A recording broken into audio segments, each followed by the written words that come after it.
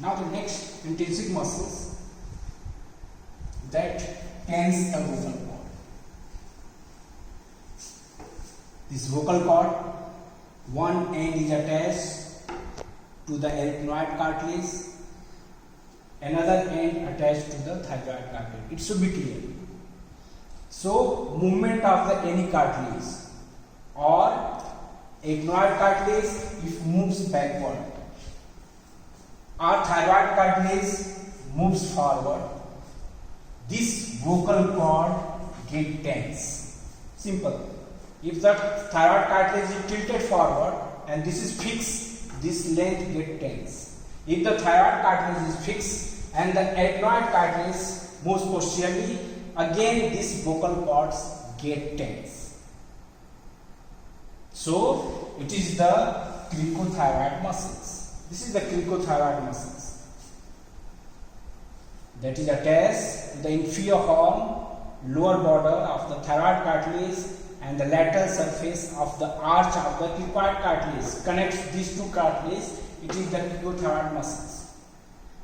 And the cricothyroid contraction of this cricothyroid muscles tilt the thyroid cartilage, move the thyroid cartilage forward, while this arytenoid cartilage is fixed. It is tilted forwards. As a result of this vocal cord get tense. That is why this cricothyroid muscles is known as the tuning fork.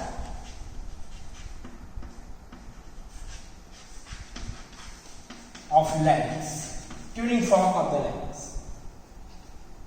As the tuning fork vibrates, it gets sound. This tenses the vocal cord, as a result of which the vibration of the vocal cord produces sound, and that is why it is the tuning fork of the larynx. And it is the only muscles, intrinsic muscles, that present on the external surface of the larynx. It is the cricothyroid muscles, and it is the only muscles that is supplied by the external laryngeal nerve. Otherwise, all these muscles are supplied by the recurrent laryngeal nerve. So this is the importance of the cricothyroid muscles that tense the vocal cord along with the vocalis muscles. Now what is the vocalis muscles? This vocalis muscles, it is a part of the thyroarytenoid muscles. This is the thyroarytenoid muscles. From the thyroid to the arytenoid, these muscles. These muscles gives two parts. One, some fibers deviate to the epiglottis and gives the thyroepiglottis. It is a part of the thyroarytenoid muscles that is present laterally. While this is the thyroarytenoid muscles, some fibers detached medially extend from this vocal process to the angle of the thyroid cartilage. It is the vocalis muscles. Remember the thyroid cartilage, one single ligaments, two ligaments, vestibular, two vocal ligament, and then three muscles attached to the thyroid cartilage posterior surface. It is the vocalis, it is the thyroarytenoid, and it is the thyroepiglotticus. Basically, these two are main. It is a part of the thyroarytenoid muscles. This is the vocalis. This is the vocal ligament, vocal fold. Just its lateral, it is the vocalis muscles, and just its lateral, it is the thyroarytenoid muscles. So the mucous membrane covers this vocal ligament as well as this vocalis muscles also to form the vocal fold.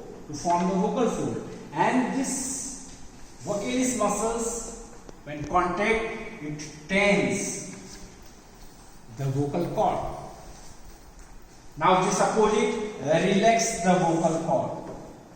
It is the one muscles, that is the thyroarytenoid muscles. Between the thyroid cartilage and the arytenoid cartilage, when these muscles contact, both structures come close to each other. Simple.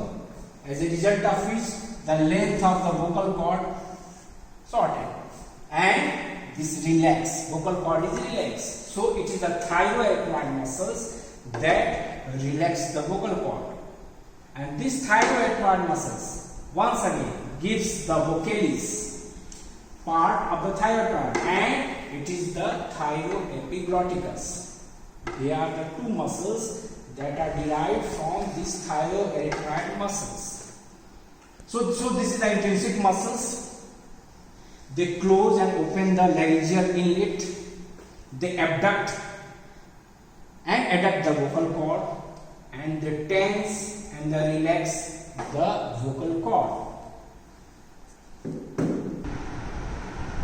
Now the shape of the rima glottis. The rima glottis, if you see the boundary, this is the rima glottis.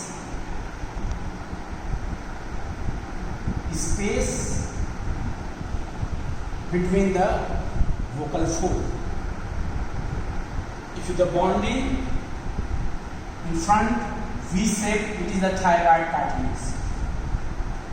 Posteriorly, it is the two erythroid cartilages connected by the intererythroid fold.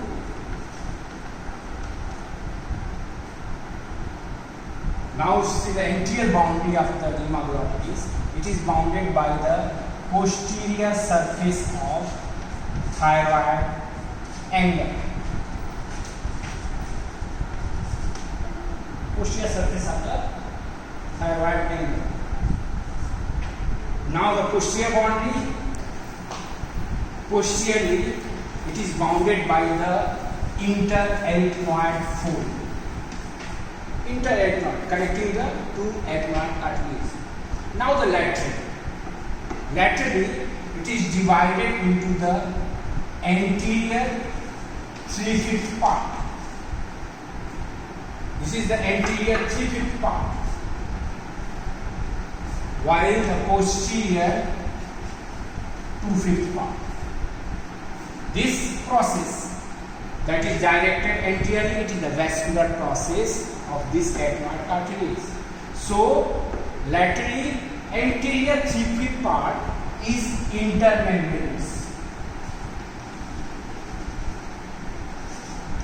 Intermembranous.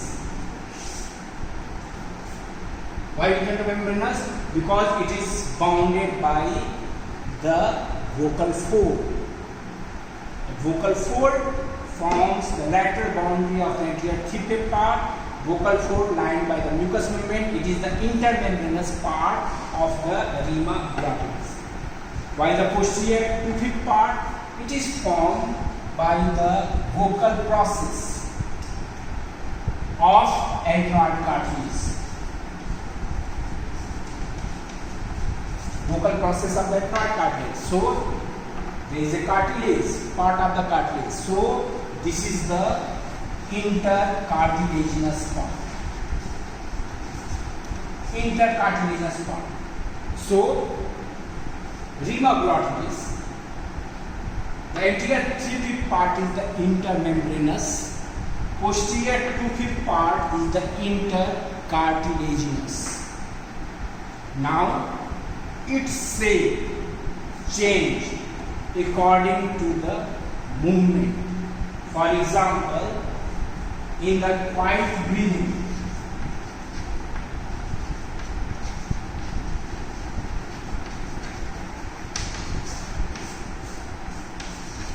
or can say normal respiration, the intermembranous part, this part is triangular, while the intercartilaginous part is a rectangle. So overall this part is pentagonal in shape. So in quiet breathing, normal respiration, the shape of the rima glottis is the pentagon. Now in case of the deep inspiration,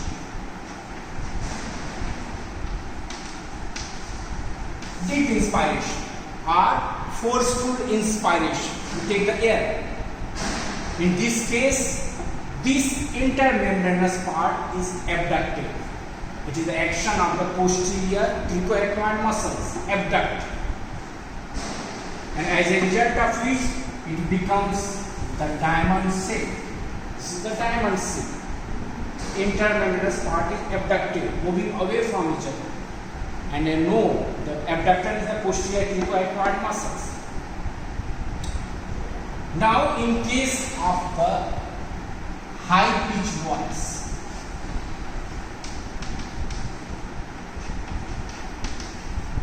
third case, speak loudly. The intermembranous as well as the intercartilaginous part is adducted, come close to each other, and this becomes shape is the linear chain. Adduct, as a result of which air comes out forcefully and then vibrates so that the sound comes out, and that is why both parts are adducted. Adduction. In this case, away. Abduction. So it is a linear chain. In case of the whispering,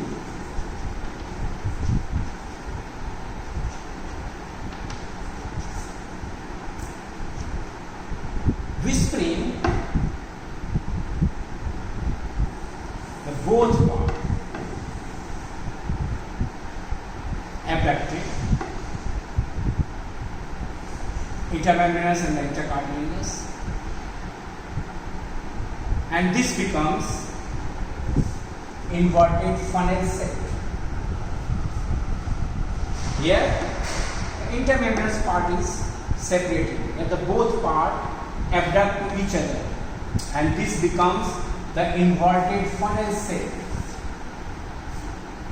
of the rima glottis in case of the whispering.